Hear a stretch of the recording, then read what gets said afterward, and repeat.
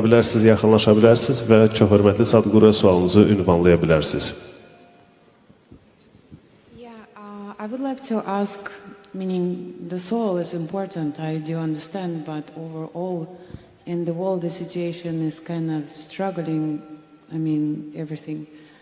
Do you think people will think about soul looking at the things that are going on around?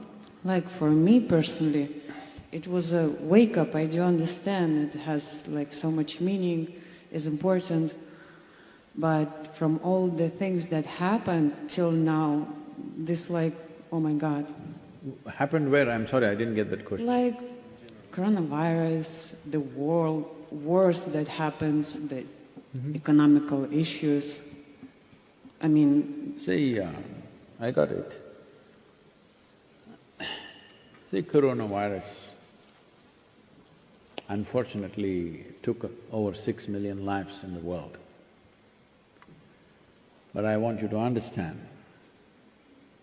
every year the number of lives that die, number of human beings that die because of hunger situation is many, many more than that.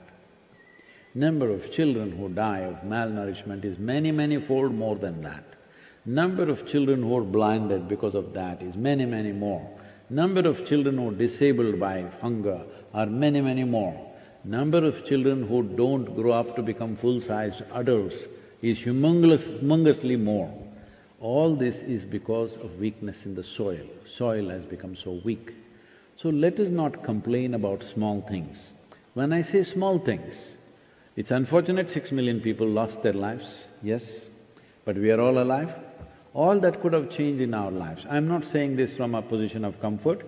We are running a foundation where we have so many responsibilities. 2 years we are sitting without any revenue, all right? I have over 15,000 children to educate, over 5 million farmers to take care of, over 5,600 people living in the center, but no revenue for 2 years. When the coronavirus started itself, even before the economic impact happened, first thing I said is, look at the menu, cut it down to something very simple and nutritious, no fancy eating anymore. That's the first step we took. So I'm saying even the way we eat, we changed. Everything we changed. So only thing that changed in our life is lifestyle. Don't crib about lifestyle. You're having the best lifestyle ever in the history of humanity as a generation. Hello? Yes or no? Especially women, I'm telling you. No generation ever had these kind of comforts and conveniences ever. Especially for women, I'm telling you, it has never been this good for you ever in the history of humanity. Am I correct? So, do not go on making up things in your mind. All that's happened is, maybe you couldn't buy a new model car, maybe you couldn't have your house painted, maybe you had to move into a smaller house. It's okay, we are alive. That's all that matters. We are alive, and if you're joyful, lifestyle, does it matter? She was on high heels, she came barefoot. What's the big deal? You could walk barefoot on the streets.